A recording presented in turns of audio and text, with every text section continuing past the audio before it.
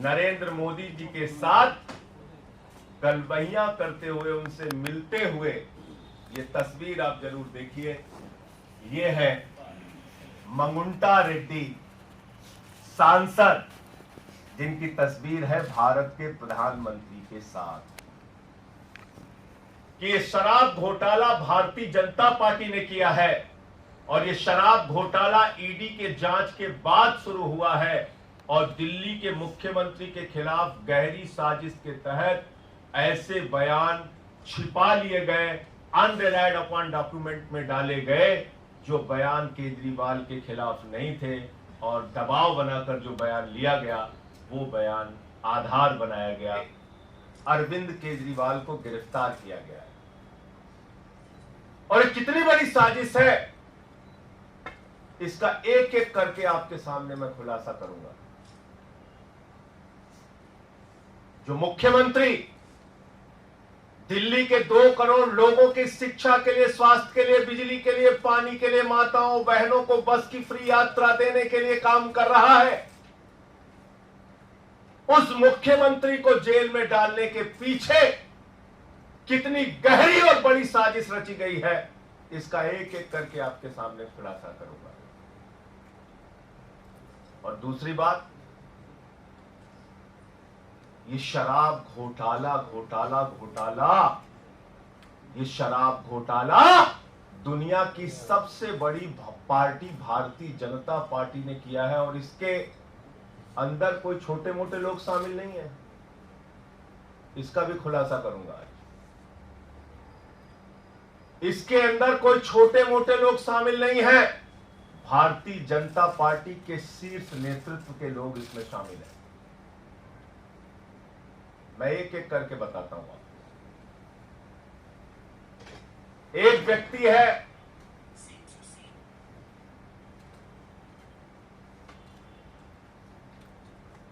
मंगुंटा रेड्डी,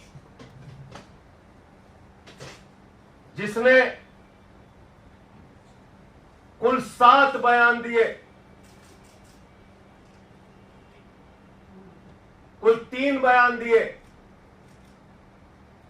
उसके बेटे राघव मंगुंटा ने 7 बयान दिए, बाप बेटे ने मिला के 10 बयान दिए। और इस 10 बयान को पीछे जब उनसे पहले पूछा गया, 16 सितंबर को पूछा गया, ईडी के द्वारा पूछा गया कि क्या आप अरविंद केजरीवाल से मिले थे, जानते हैं, तो उसने उसी बात की सच्चाई को उजागर किया। जो बात सच थी, उसने कहा हां मैं मिला था, लेकिन चैरिटेबल ट्रस्ट की जमीन के मामले में मिला था। लेकिन उसके बाद उसके बेटे को, राघव मंगुंटा को गिरफ्तार किया जाता है। राघव मंगुंटा को जेल के अंदर रखा जाता है, 5 महीने तक जेल में रखा जाता है,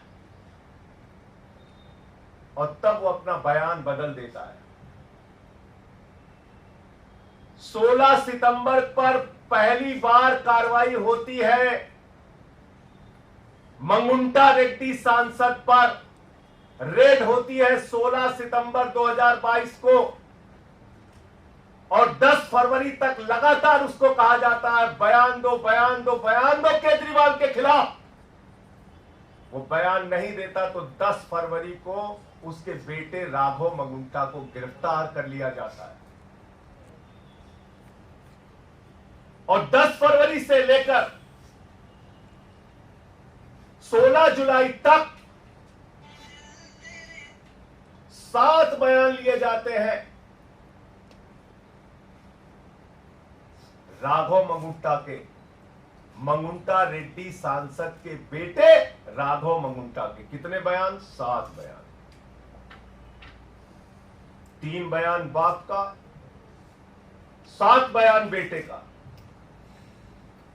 और उन 5 महीनों में जो 7 बयान वो देता है, उसमें भी पूछा जाता है 6 बयान में अरविंद केजरीवाल को जानते हो, अरविंद केजरीवाल ने कोई घोटाला किया है, अरविंद केजरीवाल पे कुछ बोलना है? उसने कहा नहीं नहीं नहीं, बिल्कुल नहीं। लेकिन 5 महीने की जेल के बाद वो टूट जाता है और 7वां बयान 16 जुलाई को उसका होता है और वो बदल जाता है। वो वही साजिश का हिस्सा बन जाता है।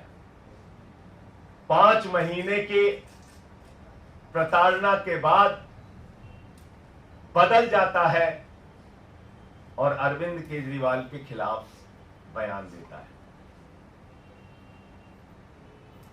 लेकिन हैरानी की बात सबसे ज्यादा यह है कि ये 6 बयान और बाप के 2 बयान गायब कर दिए जाते हैं। 5 महीने की जेल के दौरान दिए गए बयान, ईडी कहती है इस पर हमें भरोसा नहीं है और उसको रख लिया अनरिलाइड अपॉन डॉक्यूमेंट्स। यानी ऐसा बयान जो केजरीवाल के खिलाफ नहीं था उस पर ईडी ने कहा हमें इस पे भरोसा नहीं है।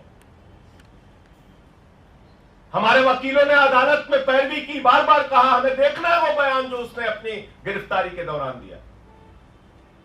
और जब हमारे वकीलों को कोर्ट ने आदेश दिया जाओ और देखो वो सारे बयान, उनके होश उड़ गए।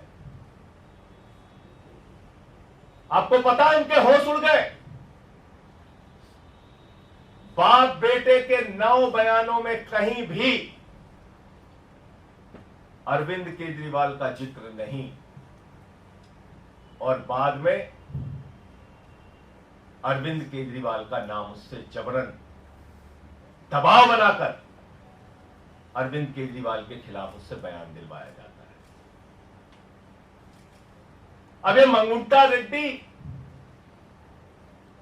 और राघव मंगुंटा है कौन, जिसको ईडी ने कहा कि यह शराब का कारोबारी है, शराब का घोटालेबाज है, इसके हम छापा मारेंगे। 16 सितंबर को छापा मारा।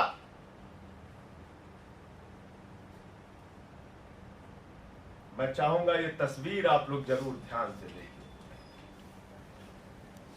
ये भारत के प्रधानमंत्री नरेंद्र मोदी जी के साथ गलबहियां करते हुए, उनसे मिलते हुए ये तस्वीर आप जरूर देखिए। ये है मंगुंटा रेड्डी सांसद, जिनकी तस्वीर है भारत के प्रधानमंत्री के साथ। यह है मंगुंटा रेड्डी जिनकी तस्वीर है भारत के प्रधानमंत्री के साथ। 16 जुलाई जब यह हमारे खिलाफ बयान देता है, अरविंद केजरीवाल और के खिलाफ बयान देता है, अरविंद केजरीवाल और आम आदमी पार्टी को खत्म करने की भाजपा की साजिश में शामिल हो जाता है, तो 18 जुलाई को इसकी बेल हो जाती है। 18 जुलाई को इसकी जमानत हो जाती है। आप समझ पा रहे हैं इतनी बड़ी साजिश? एक आदमी जिसको खुद ईडी कह रही है ये शराब का घोटालेबाज है, शराब का घोटालेबाज है, उसका क्या रिश्ता है भारत के प्रधानमंत्री के साथ? और इतना ही नहीं, आज की तारीख में वो टीडीपी से चुनाव लड़ रहा है और भारत के प्रधानमंत्री की तस्वीर लगाकर जनता से वोट मांग रहा है। मैं चाहता हूं वो भी आप दिखाइए। ये देखिए आप, इसको टीडीपी का टिकट मिला हुआ है, भारत के प्रधानमंत्री की तस्वीर लगाकर वोट मांग रहा है।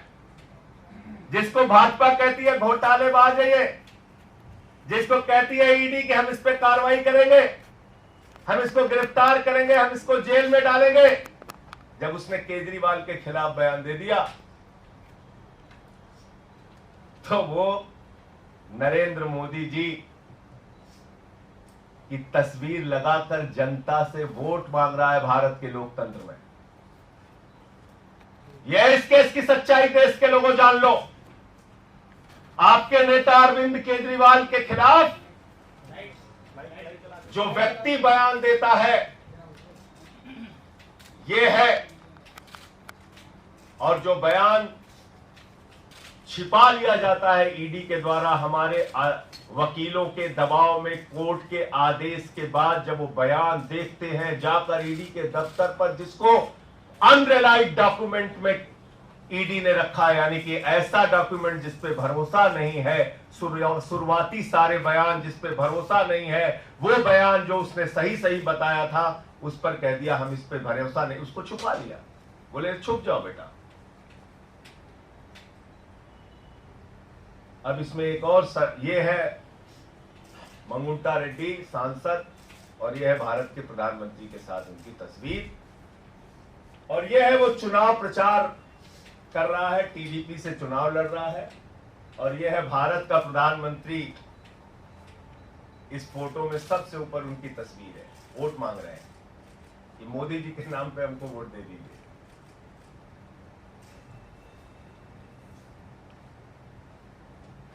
अब मैं आता हूं कि शराब घोटाला भारतीय जनता पार्टी ने कैसे किया। अब एक शख्स आता है शराब का कारोबारी, जिसको कहती भारतीय जनता पार्टी घोटालेबाज है, घोटालेबाज है, घोटालेबाज है, शरद रेड्डी। शरद रेड्डी के घर पे 9 नवंबर को छापा होता है 2022 में, 9 नवंबर 2022 को छापा होता है,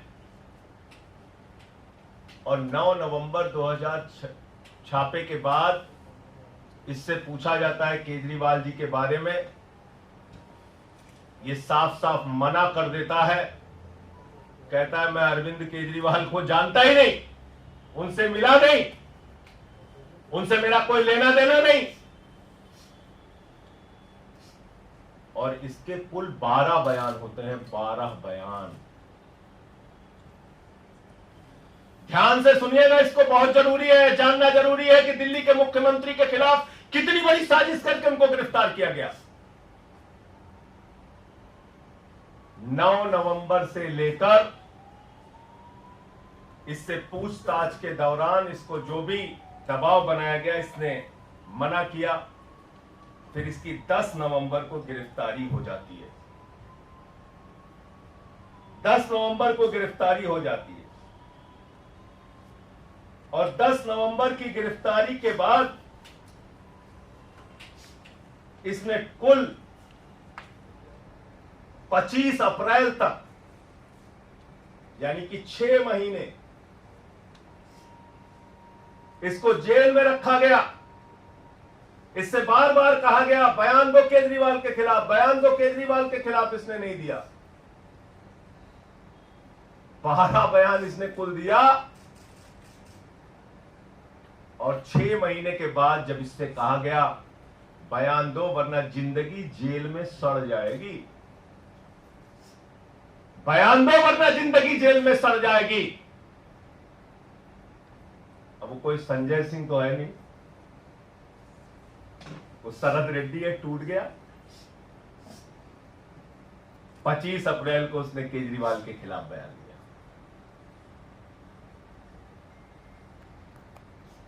अब हमारे वकील फिर परेशान हुए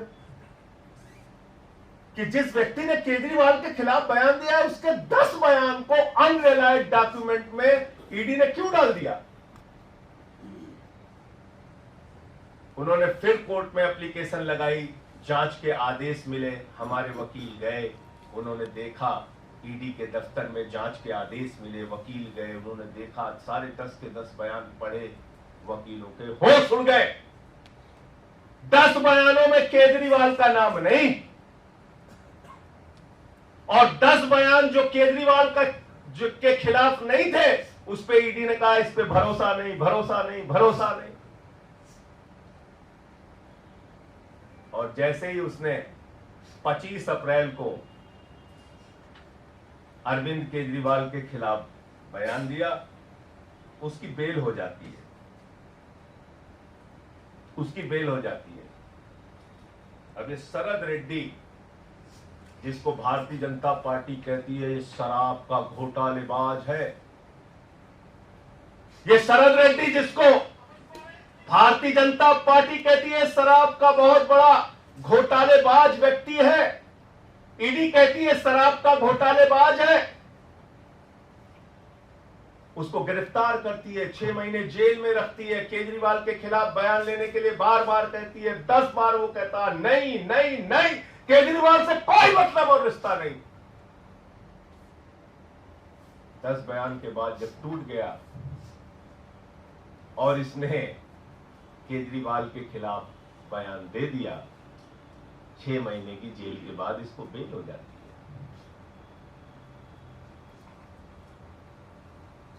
ये शरद रेड्डी कौन है?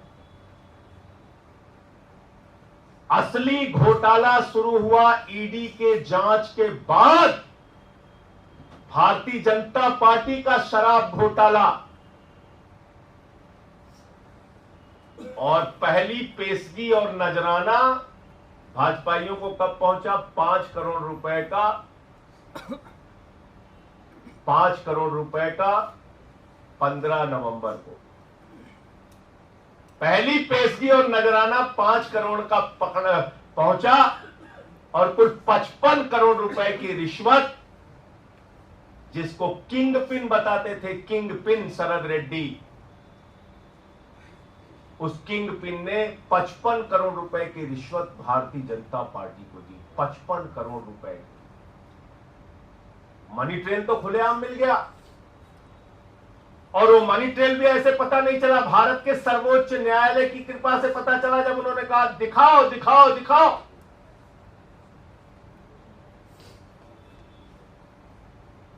तो 21 मार्च को शाम को 6:50 पे मजबूरी में सारे डिटेल डालने पड़े वेबसाइट पे, बताना पड़ा कि ये शरद रेड्डी है शराब का घोटालेबाज, किंग पिन जिसको कह रही थी ईडी। और जैसे ही 6:50 पे भारतीय जनता पार्टी के शराब घोटाले का खुलासा हो जाता है, 7:14 पर मुख्यमंत्री के दफ्तर पे, मुख्यमंत्री के घर पे छापा पड़ जाता है। क्योंकि आप मीडिया में चर्चा करते हैं, आम आदमी पार्टी मुद्दा उठाती कि भाई शराब का घोटाला तो बीजेपी ने किया है। 21 मार्च को शाम को 6:50 पे इसका खुलासा हो जाता है।